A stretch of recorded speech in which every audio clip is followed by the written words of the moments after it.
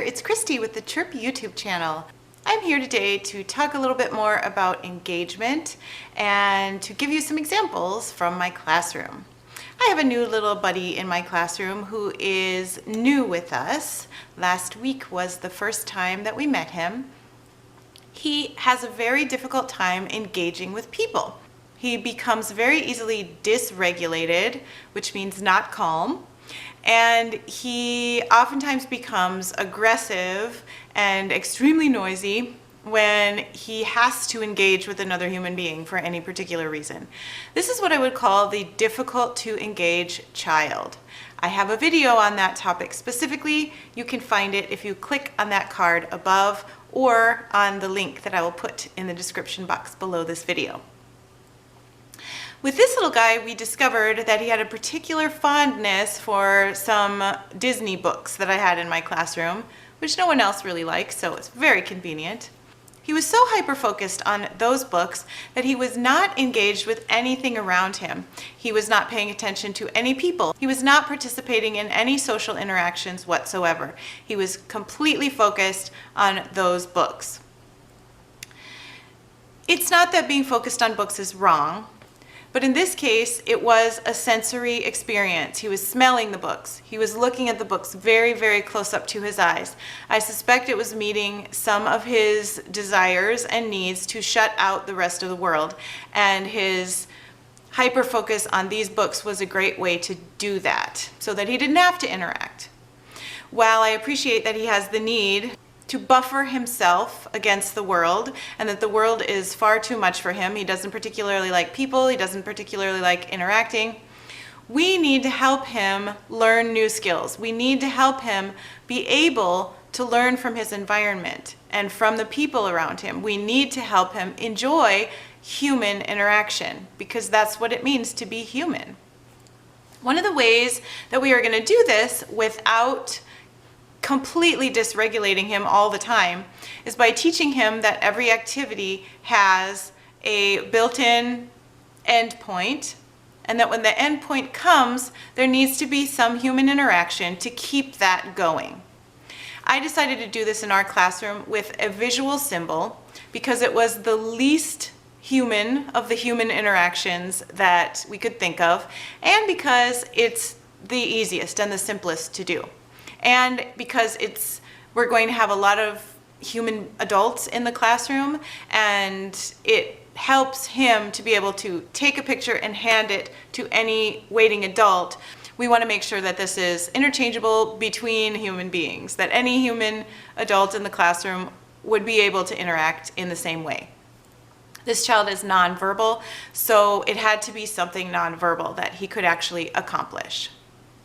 I used visuals because you know I love visuals, and so I had a picture of a book and I put it on a cardboard strip, and my one requirement for him to get the books back after the timer went off was that he take the books off the strip and put it in my hand. I worked on this with him for a little while, and then a volunteer in my classroom was able to capture this little clip for you. 9, All 8, done. 7, All 6, done books. 5, All done books. 4, 3, All done. 2, Oh! Books.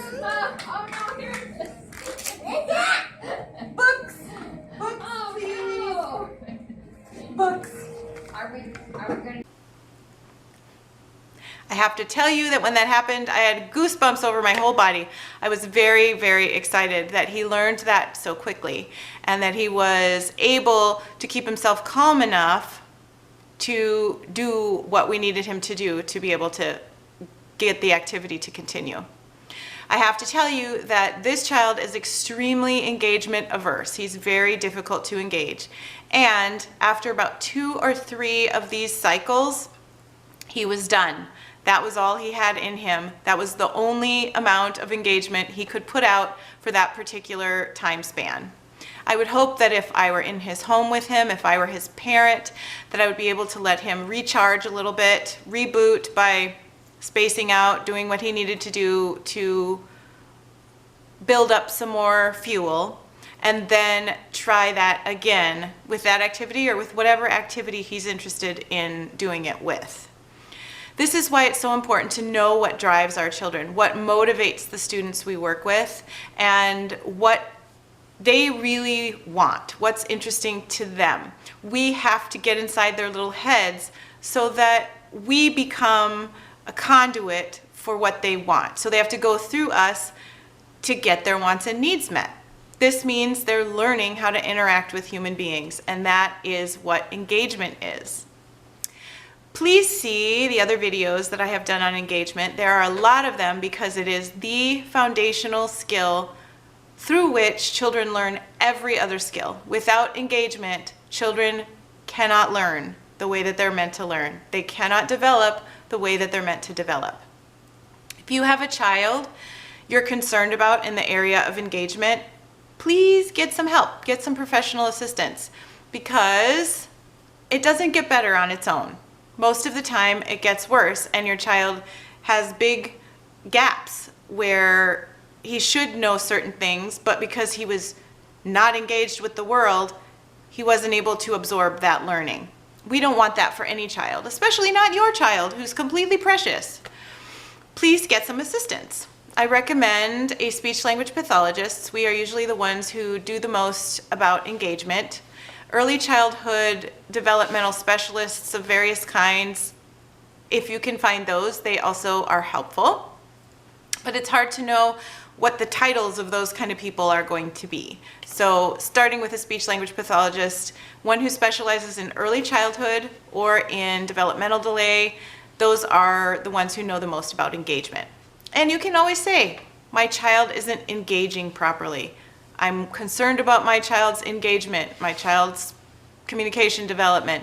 All of those things are good things to say when you have concerns. You can also talk to your local public schools. Usually they will have a program that can assess and then possibly place your child or assign you with some professionals who can help you. Look in the information box for more information about how to find a speech-language pathologist, and I hope that's helpful to you. Please do leave questions, comments down below, and if you thought that this video was helpful, give me a thumbs up. It helps YouTube to know that this video was valuable enough that they will advertise it to other people, which helps other families find the same information that you find helpful. Also, if you know other people who might find this information helpful, send them a link. I will be back next week with a new video, and I hope you have a wonderful week until then. Have a good day. Bye.